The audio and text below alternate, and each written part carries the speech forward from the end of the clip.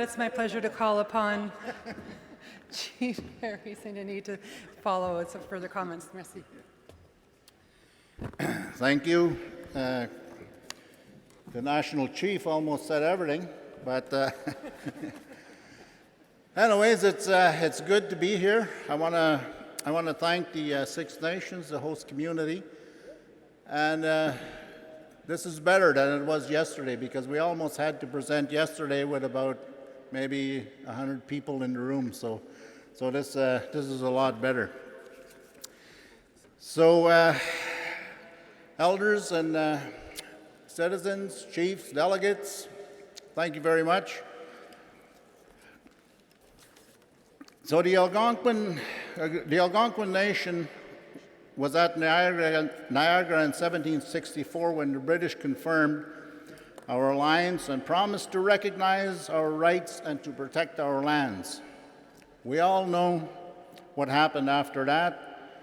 Those promises were forgotten or simply ignored.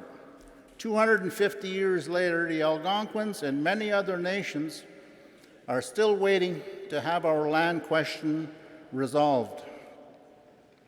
Our poverty and our economic marginalization are a direct result of having our lands and resources taken away from us.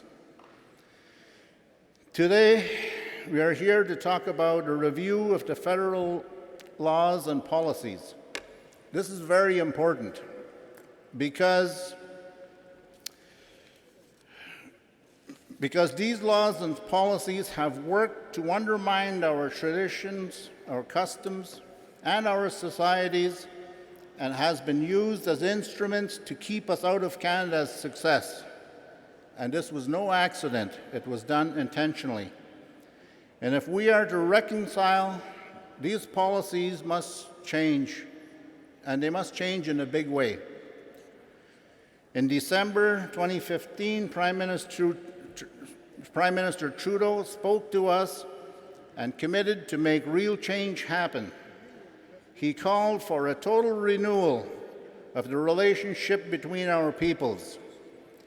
He said that our rights are not an inconvenience, but a sacred obligation on behalf of the Crown. And he said that our relationship must be based on recognition of our rights. Minister Bennett's mandate to carry out a review of the federal legislation, policies, and practice has to be seen against that backdrop. The commitments have been made. Now we need to see action, or else they will end up just being another set of empty promises or slogans.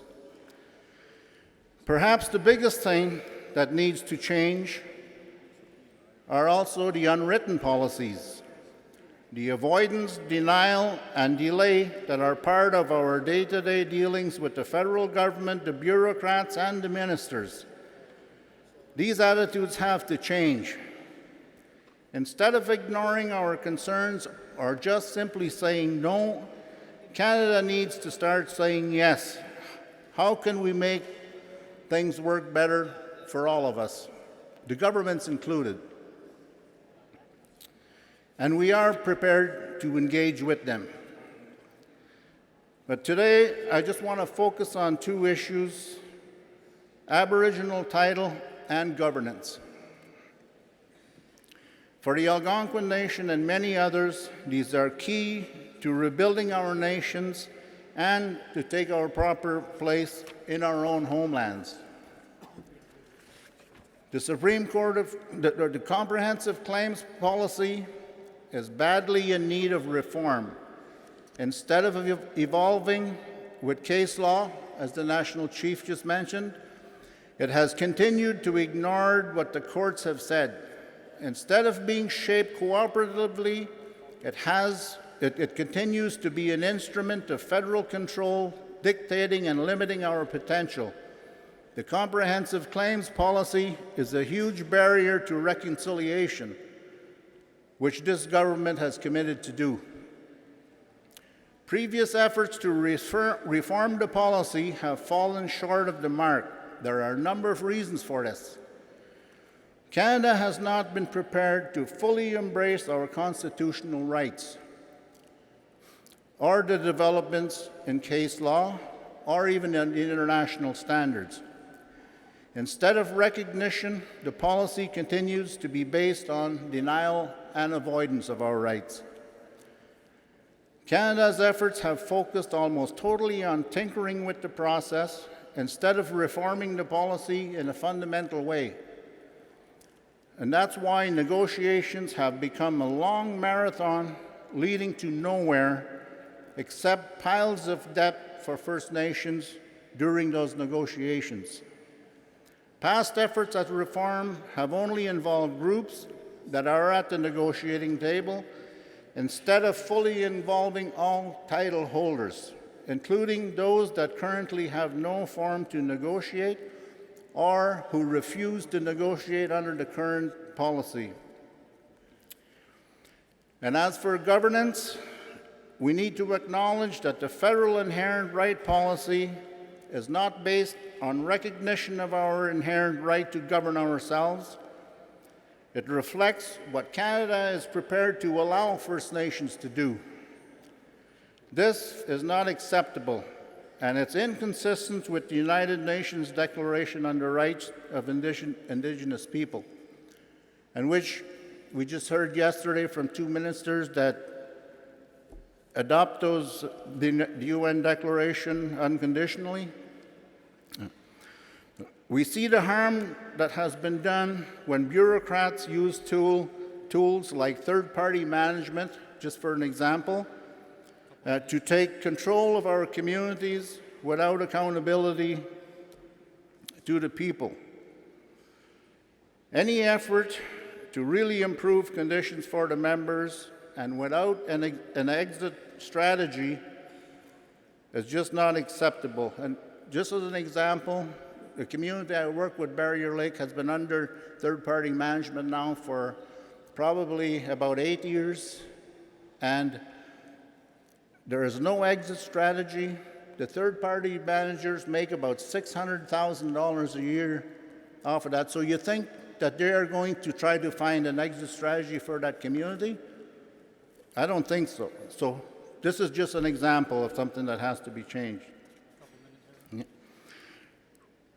Reform of the self-government policy will need to acknowledge our jurisdictions.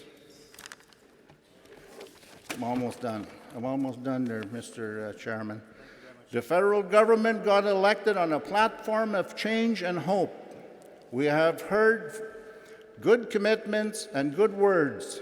Now what we need are actions that are timely, meaningful, and that focus on the fundamental issues which affect our lands, resources, and governance.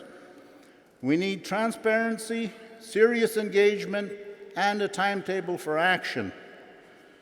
So now we need to go beyond the good words and the good intentioned speeches.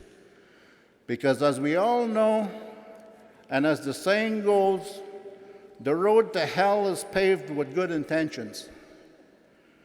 So let's see some actions. We've seen the youth here yesterday pleading with us to help them, to do something, to make sure that they have clean drinking water, safe housing, good health, equitable education, which to me are all human rights issues. Those aren't program issues.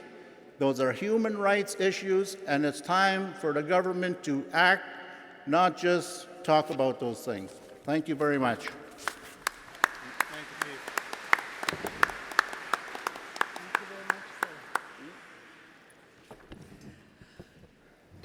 Merci beaucoup, Coxtiamer. Thank you very much, Chief St. Denis, for your sage words and reminders again about what we witnessed yesterday and moving forward.